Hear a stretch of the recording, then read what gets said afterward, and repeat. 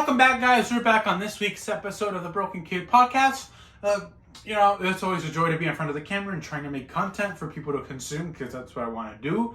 I do have my earpiece on so that my producers can tell me what to say, what to do, when things are going to happen. And that is a complete lie because it's helping my anxiety. Because what I'm watching is actually a film or documentary. Look at that shot right there. Future director. You see the suspense I'm creating? Just kidding. Anyhow, that's just to help out with a little bit of nerves that I'm getting today. But, like I was talking, this week's... Let me increase it.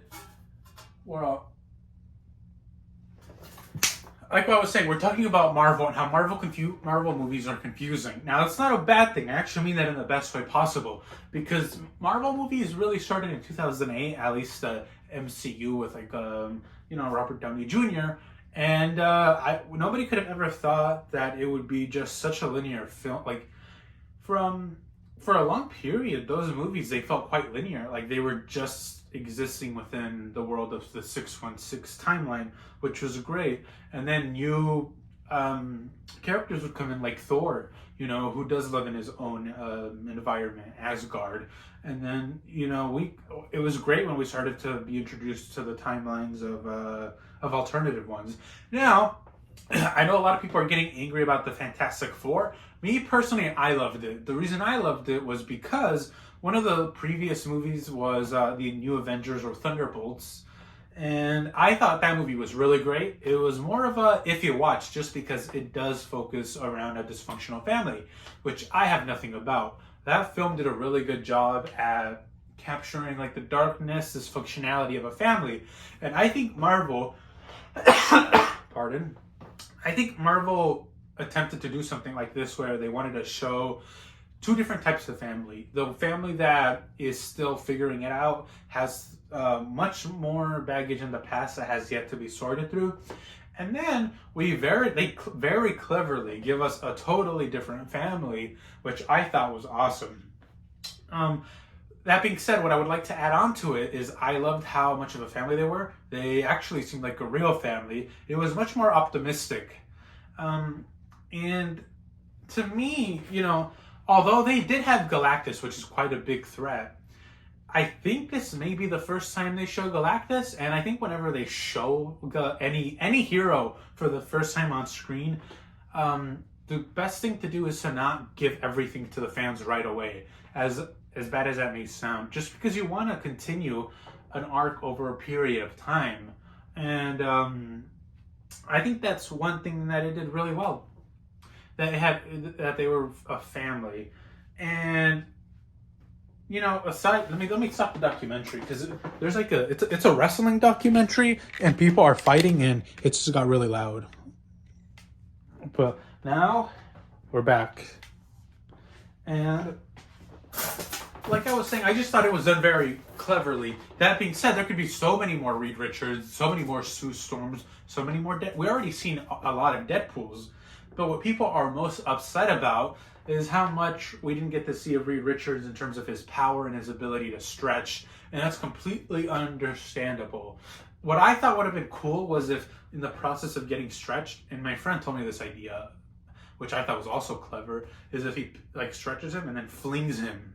That would have been so cool.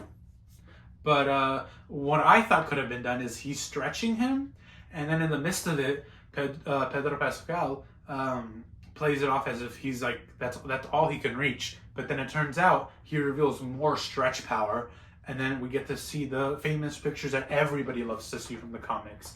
And that's the one where he wraps himself around Galactus, or where he's able to do weird things with his hands. Or maybe there could have been a scene where we saw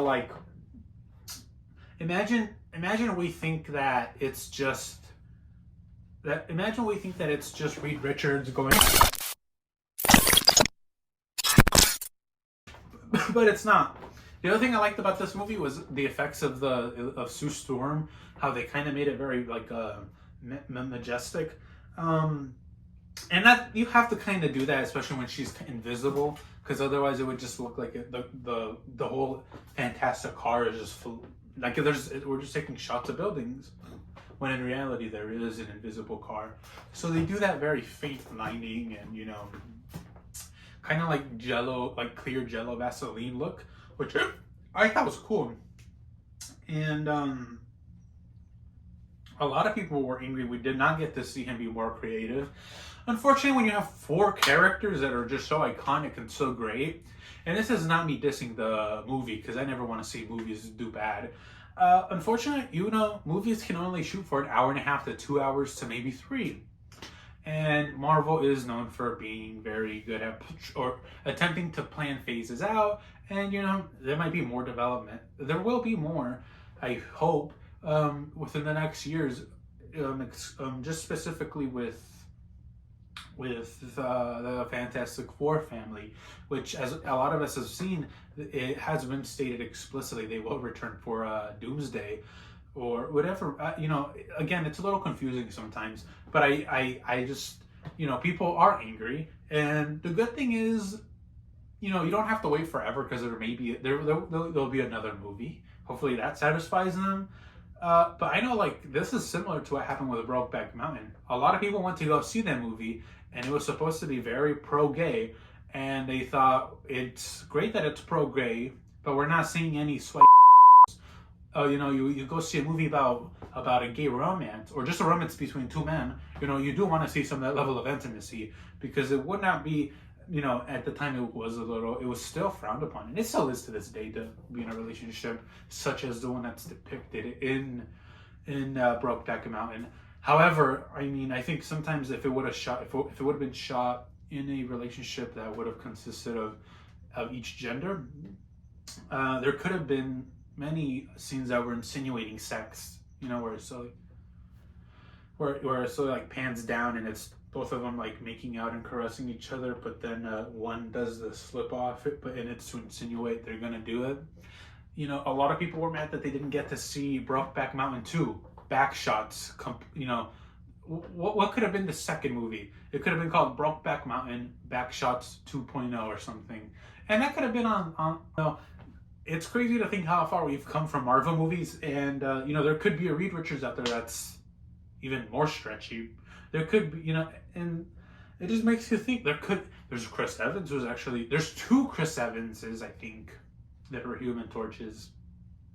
And then this is another variant that is a Human Torch but doesn't look like Chris Evans. So, you know, whatever it is, if you're confused watching a Marvel movie at times, don't try Googling it, because, you know, as much as I love the movie, it was watching the movie like this. Understood what was going on, didn't understand, understood, didn't understand. If you go on Google, Marvel has been around for too long making comics. You want to know the lore? Good luck. You know, my advice: pick a genre pick a character you like and watch all other movies and read their comics. That being said, stop being a hater.